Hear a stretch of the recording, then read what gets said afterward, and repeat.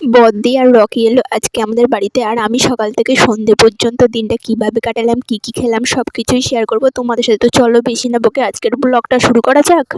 ঘুম থেকে উঠে চান করে রেডি হয়ে মন্দিরে যাওয়ার আগে ফুলগোটো করতে শুরু করলাম। আজকে আর মা ফুলগোটো করে রেখে যেতে পারিনি, কারণ মা আর বাবা দুজনে গেছে বাবার চোখের ডাক্তার দেখাতে।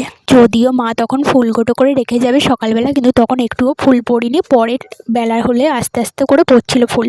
মা নয় মেজদি কেউ না কেউ আমার জন্য ফুল গোটো করে রেখে দেয়, কিন্তু আজকে আর কেউ রাখেনি। আজকে নিজের জন্য আমিই গোটো করে নিলাম। ফুল গোটো করতে করতে দেখি দুধওয়ালা এসছে, আর মেজদি তো গেছে মন্দিরে, সেই জন্য আজকে দুধটাও আমি নিয়েছিলাম। তো অল্প কয়েকটা ফুল গোটো করেছি, মা থাকলে এর থেকেও বেশি ফুল গোটো করে দিত আমায়। যাই হোক, দিদার বাড়িতে গিয়ে দেখলাম দিদা কয়েকটা নীল ফুল রেখেছে আমার জন্য। তো ওই সব ফুলগুলো নিয়ে জল নিয়ে গেলাম বাবার মন্দিরে। বাবার মন্দির থেকে পুজো করে চলে আসলাম বাড়িতে। আর বাড়িতে এসে দেখি বদ্দি আর রকি এসেছে। তো তারপরে দেখি মেজদি সবে মাত্র ভাত বসিয়েছে, তখনও ভাত হয়নি। তো আমার তো খুব খিদে পেয়ে গেছিলো। মেজদি বললো তাহলে একটু চা কর, সবাই মিলে চা খাই। তো আমাকে তো বলেছিল, আমি আবার উল্টে বদ্দিকে বললাম যে তুই একটু চা করবি।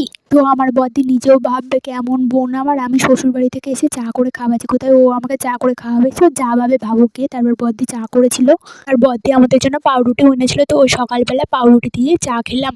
তো সকালবেলা চা পাউরুটি খাওয়া হয়ে গেলে আমি আর বদ্দি দুজনে মিলে বেরিয়ে পড়লাম বাজার করতে। বাড়িতে মেজদি ভাত রান্না করছিল। আজকে বাজার করতে একটা অন্য দোকানে গেছিলাম। আজকে যেহেতু মঙ্গলবার নিরামিষই রান্না হবে, সেই জন্য ভাবলাম যে প্রথমে ভেবেছিলাম ডালই করবো, তারপরে ভাবলাম যে না, একটু পনির করলে ভালো হয়। বদ্দি আর রকি যেহেতু এসেছে, একেবারে ডাল করলে কেমন লাগে, সেই জন্য ভাবলাম ঠিক আছে তাহলে পনিরই রান্না হোক আজকে। আর সাথে একটু আলু বেগুন কিনে এনেছিলাম।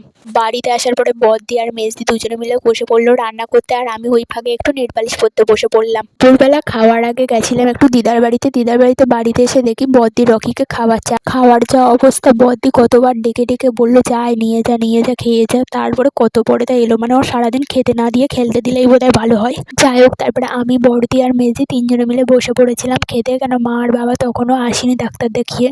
তো আজকে আমাদের বাড়িতে রান্না হয়েছিল পেঁপে আলু চচ্চড়ি আর পনির আলুর তরকারি। আজকে দুটো রান্নাই বদ্দি করেছে, আর মেজদুর সাথে সাথে অনেক কাজ করে দিয়েছে। তো আমি আর পেঁপে আলু চচ্চড়ি খাইনি, আমি শুধু পনির আলু তরকারি দিয়ে খেয়েছিলাম। তরকারিটা খেতে যেমন ভালো হয়েছিল, কালারটাও খুব সুন্দর হয়েছিল অনেক। তো দুপুরবেলা খাওয়া দাওয়া শেষ করে তারপর আমি বসে পড়েছিলাম বাসন মাজতে, কারণ আজকে বদ্দি আর মেজদি দুজনেই অনেক কাজ করেছে। কিন্তু তাও আমার বাসন মাজা হয়ে গেলে মেজদি আবার কল টেনে দিয়েছিল বাসনগুলো ধোয়ার জন্য। তো তারপরে বিকালবেলা পড়াতে যাওয়ার টাইম হলে চলে গেছিলাম বিকালবেলা পড়াতে। পড়িয়ে বাড়ি আসার পথে দেখি বদ্দি মেজদি আর রকি তিনজনে মিলে গেছে দিদার বাড়িতে। ওদের দেখে আমিও দিদার বাড়িতে ঢুকে গেলাম। তো দিদা একটু পাঁপড় ভেজেছিল, তারপরে আমি বসে পড়লাম পাঁপড় ভাজা খেতে। তো আজকের জন্য এতটুকুই, দেখা হচ্ছে নেক্সট ব্লগে।